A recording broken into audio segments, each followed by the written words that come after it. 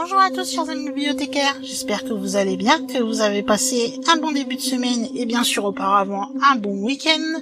Cette semaine nous nous retrouvons pour évoquer un sujet qui pour certains est une superstition, pour d'autres est plus une tradition et qui existe depuis plusieurs centaines d'années et que ce soit dans des concepts religieux comme chez des personnes qui le seraient un peu moins. Nous allons évoquer aujourd'hui le fait de recouvrir les miroirs après un décès. Pourquoi couvre-t-on ceci ? Avant d'en savoir plus, bien sûr, je vous invite à vous installer bien confortablement à l'endroit que vous préférez ou où vous avez l'habitude de vous installer lorsque vous écoutez mes vidéos et de prendre peut-être quelques petites choses à grignoter, un petit truc à boire. Et si vous êtes bien installé, que ce soit pour regarder la vidéo comme pour écouter celle-ci en façon podcast, eh bien nous allons pouvoir en savoir plus en ce qui concerne notre sujet de la semaine. Vous avez sans doute entendu cela, on dit souvent que les miroirs seraient capables de capturer les âmes, on dit même que ce serait reflet de l'âme pour certains, ou même que les miroirs seraient une sorte de porte entre notre monde et celui des morts. C'est ce qui nous intéresse un peu plus aujourd'hui. Il arrive que dans certaines maisons, lorsque quelqu'un malheureusement décède, les miroirs qui se trouvent dans toute la maison soient recouverts. Que ce soit par un drap, par un chiffon, que vous les retourniez si vous n'avez rien pour les recouvrir. La question qui se pose, c'est pourquoi doit-on recouvrir ces miroirs ? Vous vous doutez donc que dans cette vidéo, nous allons évoquer le deuil, les symboles aussi de certaines religions, et ce fameux rituel donc de recouvrir les miroirs qui, même s'il est un peu moins connu aujourd'hui, est encore assez vivant dans bien des foyers dans le monde entier. Que vous recouvriez celui-ci de tissu noir, d'un voile blanc, d'un drap, ou plutôt que vous le mettiez derrière un rideau, ou même que vous le retourniez, la question reste la même. Pourquoi ? Est-ce que c'est plutôt une coutume religieuse, une tradition ? Est-ce que c'est une peur ancienne qui fait que l'on couvre ces fameux miroirs ?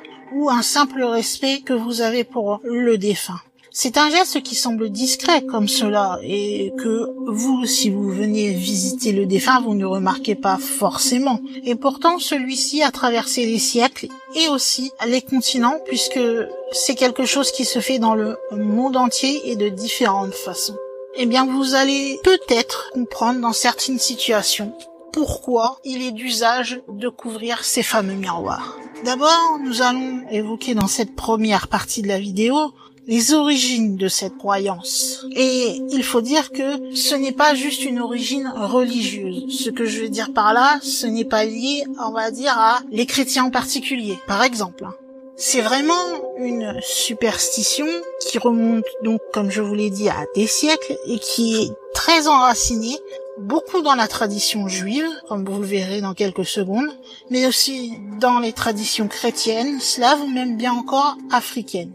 Cette coutume, tradition, superstition pour d'autres, de couvrir les miroirs lors d'un décès, elle est à la fois influencée par la tradition religieuse, et cela surtout dans la tradition juive, mais aussi par une tradition tout simplement culturelle. Le fait que cela fasse des années que dans la famille on fasse comme ça et que ça transmis de génération en génération.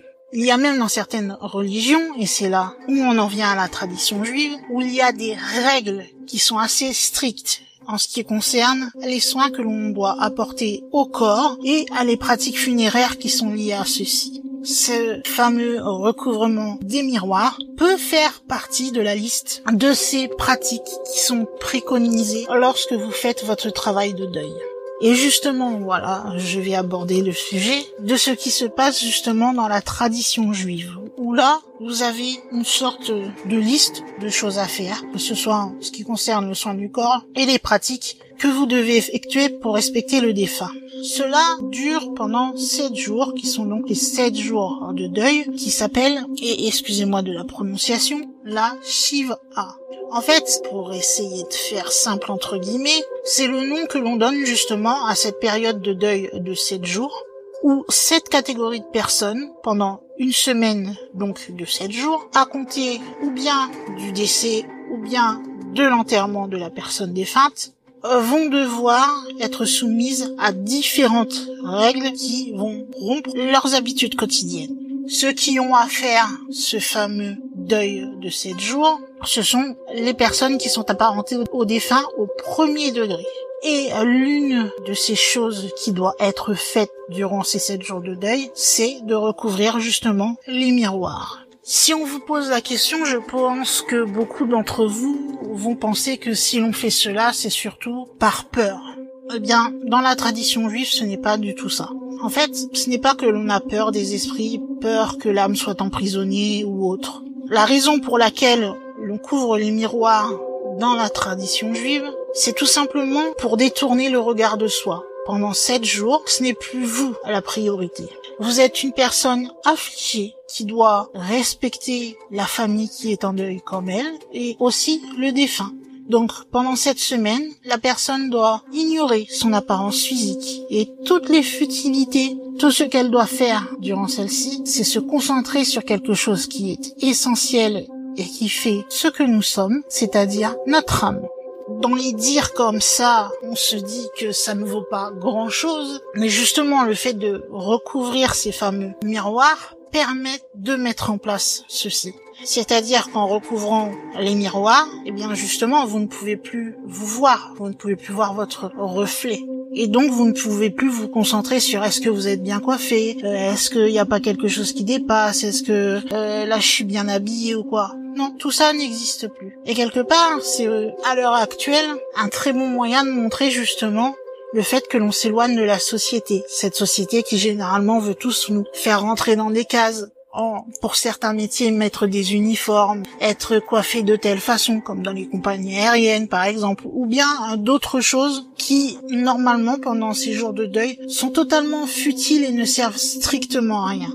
Et qui, généralement, soit dit en passant, en ce qui concerne être bien coiffé, être bien habillé ou maquillé, on va pas se mentir, la majorité du temps, les gens font ça plus pour les autres, c'est-à-dire pour être bien vu de la société, que pour son confort personnel. Vous allez pas me dire que vous préférez être super belle, bien maquillée, passer je sais pas combien de temps à vous faire toute belle, à porter des talons, à vous faire mal, à être dans une tenue pas forcément agréable, alors que à côté on vous dit je propose que tu restes chez toi, que tu sois en pilou-pilou ou je sais pas moi en jogging, que tu te maquilles pas, que tu fasses ta journée tranquille dans ton lit à regarder la télé. Vous choisissez quoi? Je pense que, comme beaucoup de monde, vous choisissez plutôt d'être tranquille et de ne pas devoir vous conformer à ce qu'on demande de vous et surtout cette fameuse société et les gens autour de vous. Quelque part, ce n'est pas si mal que ça dans un sens, même si malheureusement, cela est lié au décès d'une personne, il faut le rappeler. Mais dans le sens, je trouve qu'il y a quelque chose de très symbolique et de très important. Après, comme je vous le disais, il n'y a pas que dans la tradition juive que cela existe. Il y a d'autres traditions, certains prennent ça pour une superstition, c'est une coutume. C'est selon, en fait, où vous vivez, où vous prenez cela, je ne peux pas dire c'est officiellement une superstition, c'est officiellement une tradition. Ça dépend vraiment de comment les gens vivent cela dans chaque pays ou chaque maison où cela se fait. Là où on a vu que dans la tradition juive, c'était justement le moyen de se connecter avec son âme. Dans d'autres traditions, c'est bien la peur qui va entrer en jeu en première partie. Il y a plusieurs peurs. Tout d'abord, celle que l'âme du défunt, si elle entre en contact avec le miroir, qu'elle reste bloquée dans celui-ci et ne puisse pas donc rejoindre, par exemple, si l'on prend le côté religieux de la chose, aller au paradis pour les chrétiens. Et donc, ce miroir que l'on a tendance à voir plutôt comme un portail entre le monde des vivants et le monde des morts serait plutôt un piège où l'âme serait prisonnière éternellement, au lieu d'être cette fameuse passerelle que tout le monde imagine. Et cela donc fait peur à certaines personnes qui, pour éviter cela, préfèrent recouvrir leur miroir, on ne sait jamais. Après, il y a d'autres traditions un peu plus spécifiques. Par exemple, il y a l'une d'elles qui dit que aucun miroir ne doit être accroché dans une pièce où une personne est décédée, et cela pendant les 16 mois qui vont suivre le décès de celle-ci. Ce n'est qu'une fois les 16 mois passés que vous pourrez raccrocher un miroir dans la maison sans risque. Mais il y a une condition. Il ne faut pas que vous preniez un miroir que, par exemple, vous auriez retiré ou que vous auriez acheté à une brocante ou qu'on vous a donné. Non. La seule condition pour pouvoir remettre un miroir chez vous, c'est que celui-ci soit neuf. Après, il y a un autre petit conseil aussi pour ceux qui ont un peu peur par rapport à ce fait d'effet de miroir qui seraient des portails entre les deux mondes. Si vous avez des miroirs qui sont ce qu'on appelle des miroirs sur pied, je sais qu'il y a un autre nom, mais là il m'échappe. Si vous avez tendance à le laisser au même endroit pendant trop longtemps, on pense que ceux-ci pourraient être plus susceptibles que les autres de devenir les fameux portails spirituels entre les deux mondes. Donc si vous voulez éviter que votre miroir sur pied devienne cette fameuse porte, il vous suffit tout simplement d'assez régulièrement déplacer votre miroir sur pied dans la pièce. Et normalement, vous ne devriez pas avoir de soucis sur cette histoire de porte, comme il n'est pas conseillé, par exemple, de mettre un miroir face à un autre miroir. Ça, c'est pareil. Ça n'a rien à voir avec la vidéo, mais je dis ça au passage.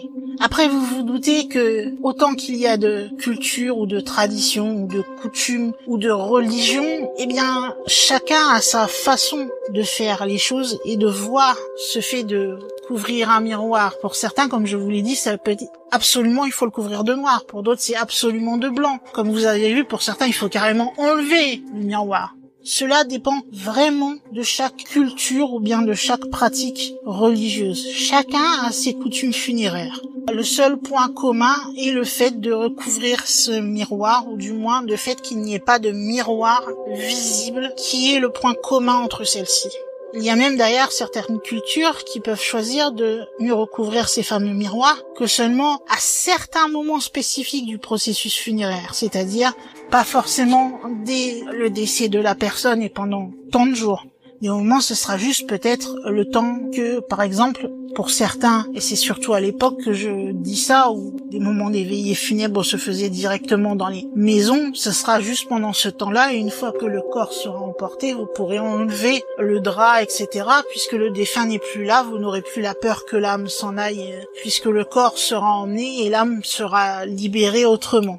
Mais comme vous l'avez vu, généralement, c'est plus la condition de recouvrir complètement les miroirs, voire de les enlever, et cela pendant toute la période du deuil, et qui peut varier donc selon les cultures.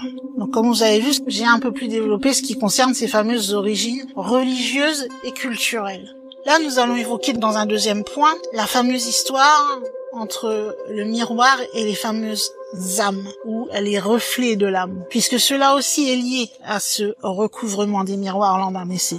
Pour certains, l'une des raisons principales pour lesquelles ils vont recouvrir leur miroir, donc lors du décès de quelqu'un de proche, ça sera pour simplement un rituel de respect envers le corps du défunt.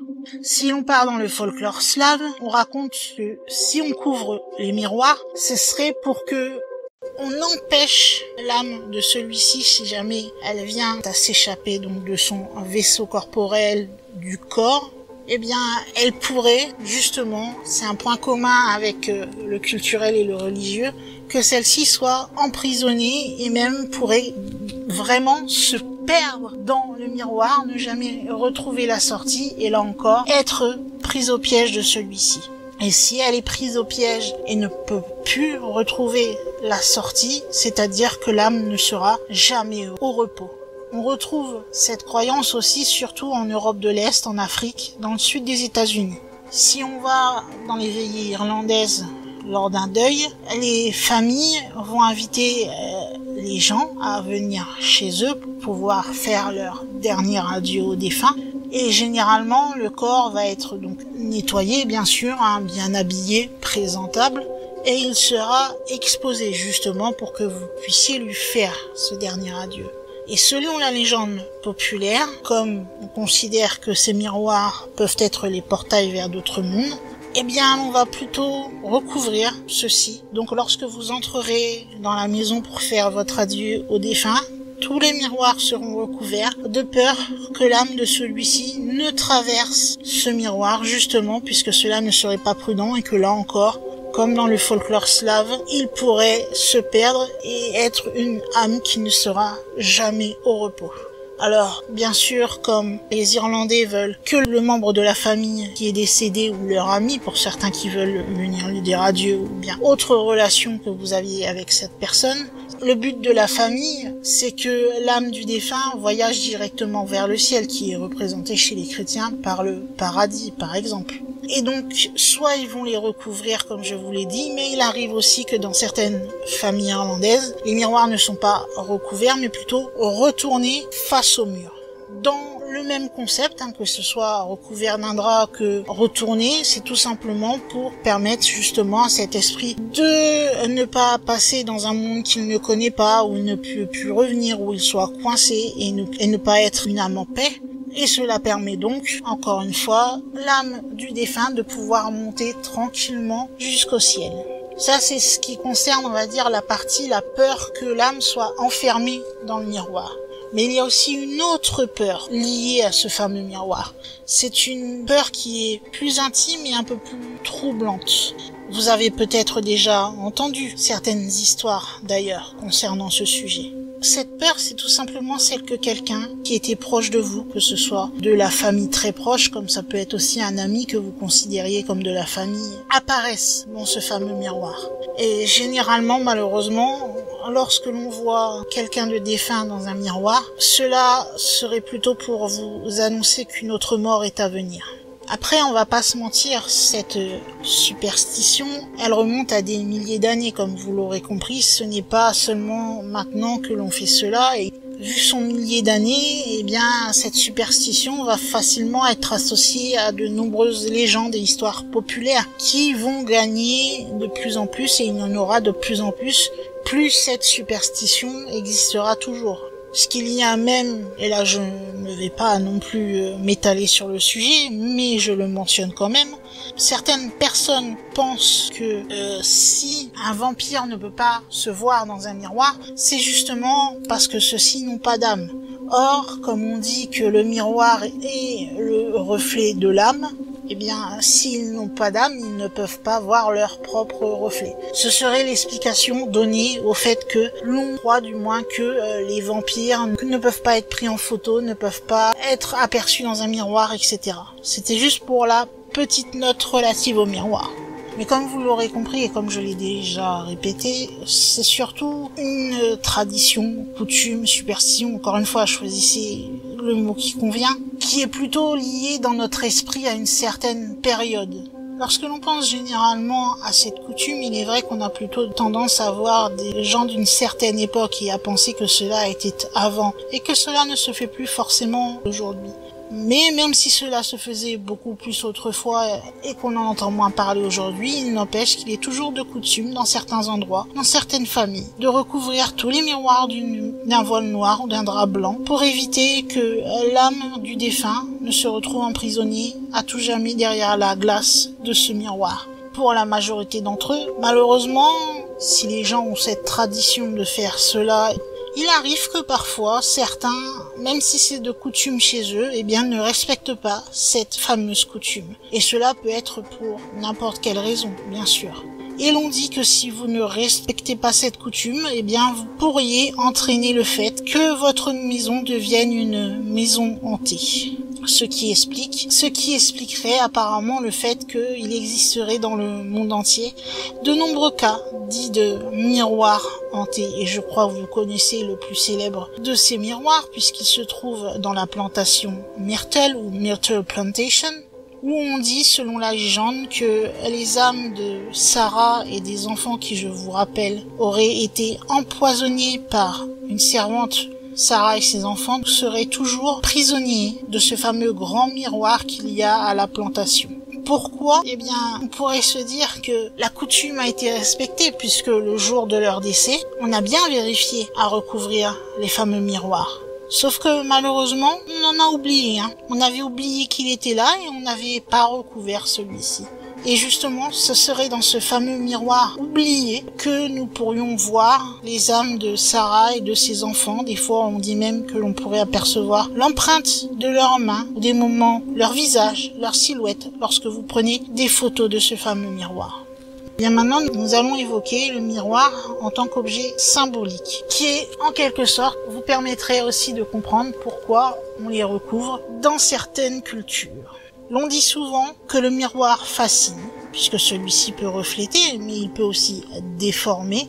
Il peut aussi renvoyer donc notre fameuse image silencieuse de nous-mêmes de façon inversée. Alors quand les moments comme ceci arrivent, les moments de deuil où la mort frappe, recouvrir celui-ci serait quelque part comme fermer une fenêtre sur l'autre monde. Un monde qu'on ne comprend pas vraiment à l'heure actuelle, même si pour certains ce monde est intéressant.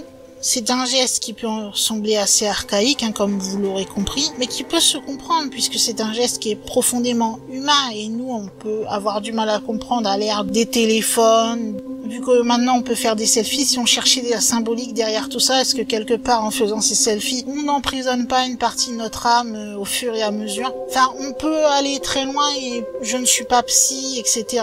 ou spécialiste dans ce genre de choses, mais je pense que on pourrait bien creuser sur ce sujet de la symbolique qui n'est maintenant plus due au miroir, mais aussi aux selfies et aux photos en elles-mêmes. Mais à l'époque, surtout, c'était un moyen de pouvoir maîtriser ce que les gens ne comprenaient pas, qui était l'invisible, ce fameux monde des morts, puisqu'ils ne le savaient pas et nous ne le savons pas, toujours. Vous me direz, qu'est-ce qu'il se passe une fois que l'on est mort? Donc le fait de poser ce voile, c'est poser justement un voile sur ce qu'on ne comprend pas, le cacher. C'est une des symboliques qui explique pourquoi, dans certains cas, bien sûr, parce que comme je vous l'ai dit, c'est à voir au cas par cas, à chaque culture, chaque religion, etc.